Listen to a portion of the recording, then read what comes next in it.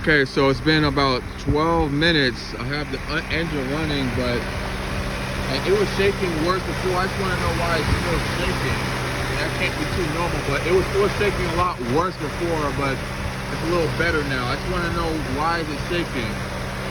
Again, we're at 12, over past 12 minutes, and there is no, get in the car.